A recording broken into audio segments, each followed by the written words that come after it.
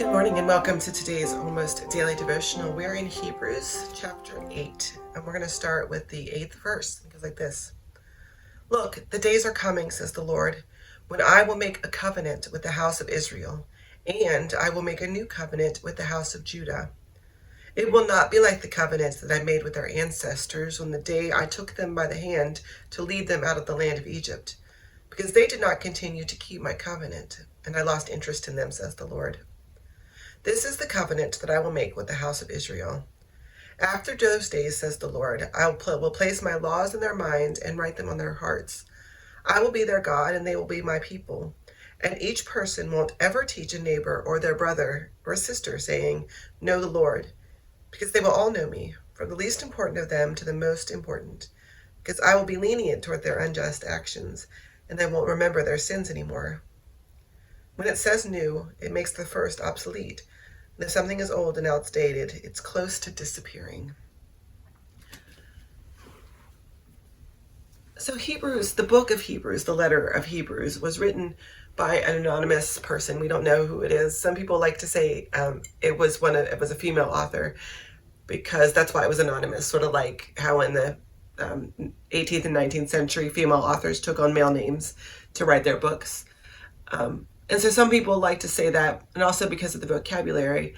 But whoever wrote it, the idea behind Hebrews was a letter to Christians who were born Jewish and practiced that religion, and then converted to Christianity or became aware of Christ's impact. And so they were struggling with two identities. How do I remain faithful to this original covenant while living into the new promise of Christ? Now, some denominations, some people will say that the old covenant no longer exists. It's no longer important. That when Christ came, the old covenant ceased to be. Now, Hebrews reminds us that God's promises are eternal. And so when God made a promise to the people of Israel way back in Genesis, way back with Abraham, when he said, these will be my people, your descendants will be my people, God keeps promises.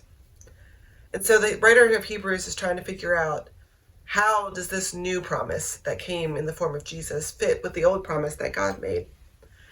And it's like this. God treats them all equally.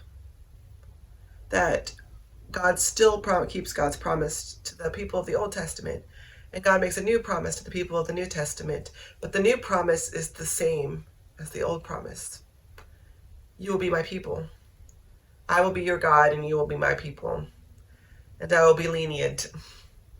Because Lord knows the people in the Old Testament deserved a lot worse than what they got in some cases. That God gave them room to experiment, to try things, and to live life in a way different from the one God would have chosen for them.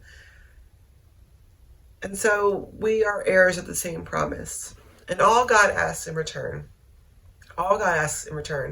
for that promise, for our part of the bargain, is that we live each day as an example of God. That we live each day intentionally with our faith forward. That our faith shapes our steps and guides our steps along the path. That we live into the covenant of God's promise, which means that we live in the way that God would have us to live. It's the same conditions that the Old Testament people had. And it's too simple to say, well, if we just follow the 10 Commandments, then we're fulfilling the promise, because Jesus complicated that a little bit, right?